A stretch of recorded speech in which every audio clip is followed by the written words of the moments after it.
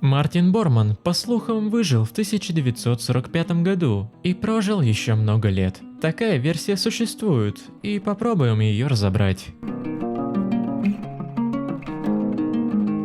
Отталкиваться будем от официальной истории, где Борман пытался прорваться из осажденного Берлина. Кратко изложу ее, чтобы построить контртеорию. Как Борман завершил свою жизнь? Еще в апреле 1945 года Мартин Борман решил бежать из главного города Германии.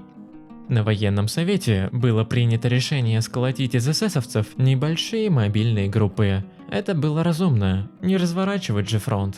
Командирам групп было разъяснено: передвигаться нужно скрытно, по возможности не вступая в перестрелки с солдатами противника. Первые такие подразделения выдвинулись из центра Берлина вечером 1 мая 1945 года, но все они были уничтожены или рассеяны огнем бойцов Красной Армии. Причина – рано выступили. Было еще светло, передвигаться скрытно не получалось. Борман в составе одной из таких команд выдвинулся позже, ближе к полуночи, когда было уже темно. Мартин шел в гражданской одежде, чтобы меньше внимания к себе привлекать. План был довольно прост. Немцы хотели пройти от станции метро Вильгельмплац к Фридрихштрассе, далее переправиться через реку Шпрее, на которой стоит Берлин, и уже уйти на северо-запад.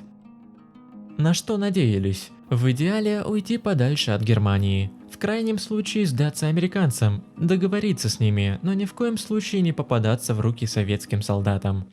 Если верить официальной версии, это все не получилось. До Шпрее дошли легко, но, во-первых, переправляться было не на чем, во-вторых, на другом берегу располагались советские солдаты в большом количестве. На участок свою боевую часть привели генералы Монке и Крукенбергер. Солдаты, 20 танков, в том числе «Тигр». Глава Гитлер-Югент Артур Аксман был тут же. По сути, он выводил Бормана из окружения. Но когда запахло жареным, Артур бросил всех и стал спасать свою шкуру. Мартин Борман держался рядом с хирургом Людвигом Штумпфеггером.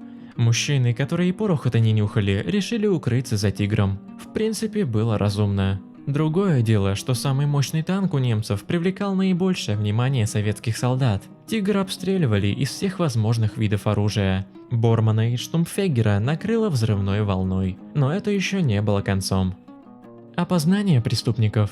Поначалу тело Бормана не могли найти, поэтому приговор на Нюрнбергском процессе ему вынесли заочно. Но, как выяснилось, Мартин и Людвиг, оказавшись в воронке от взрыва, приняли яд. Там очень странная история, поэтому и появились альтернативные версии. Якобы после того, как бои прошли, тело Бормана никто не смог опознать.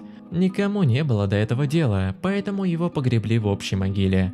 И только в 1963 году почтовик Альберт Крумнов рассказал, как в мае 45-го выходил по приказу на уборку улиц и нашел расчетную книжку на имя Штумпфеггера. Но тогда никто не придал этому значения. Уже позже тела эксгумировали. Нашли дантиста верхушки. Старенький дедушка вспомнил, какими были зубы у Бормана, и якобы опознал Мартина. А потом еще сделали экспертизу ДНК. Это уже было в 1999 году. Материал брали у Амалии Волсборн, родной тетки Бормана. Установили совпадение, кремировали останки. Согласитесь, остались вопросы. Во-первых, непонятно, зачем кремировать останки.